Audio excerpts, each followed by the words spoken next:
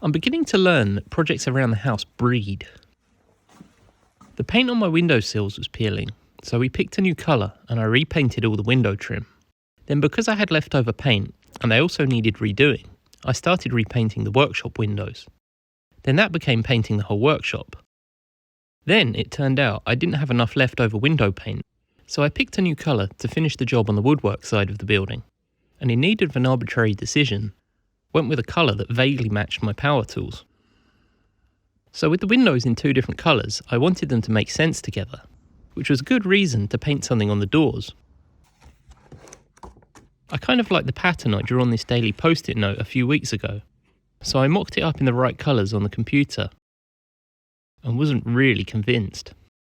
I sat and thought about it for a couple of weeks, then decided I liked the idea of it more if I skewed the pattern by 45 degrees. Happy with the design, I painted it on one of the doors. And because I kind of liked how it looked, I got on with the other one as well.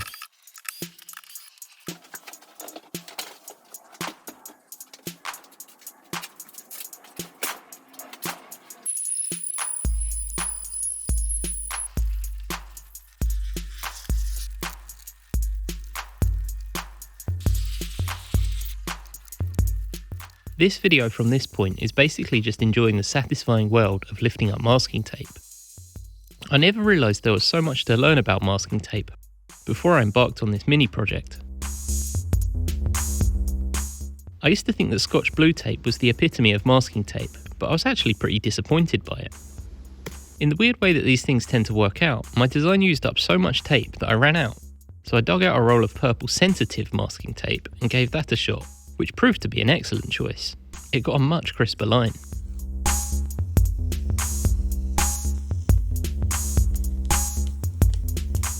The whole process was slower than I expected. It's not just that doing the masking for every colour took a surprisingly long time, but even though the paint cans profess to be quick dry, they still take 4 to 6 hours per coat to dry. I guess most people would have just done this kind of project with rattle cans, but I already had this paint from doing the woodwork, and here's hoping it will hold up a bit better too. The pink extra sensitive tape was a risk I shouldn't have taken, as it proved to be disappointing too.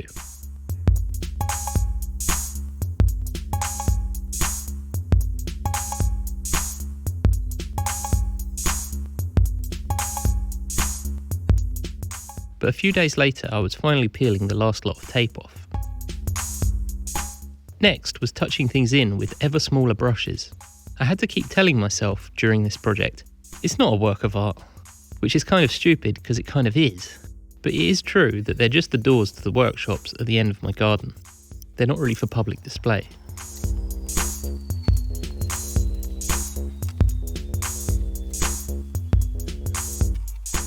I'm pretty happy with how the doors have turned out. I think Lily kind of likes them too. But as usual, she is much more worried about what the neighbours might think. It's been a bit of a bugbear of mine since I got our house, that I want to make things feel a bit more youthful. And I think repainting the workshop surprisingly helps.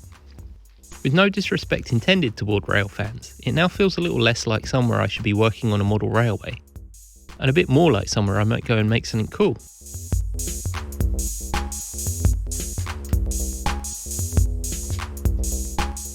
Thanks for watching my video.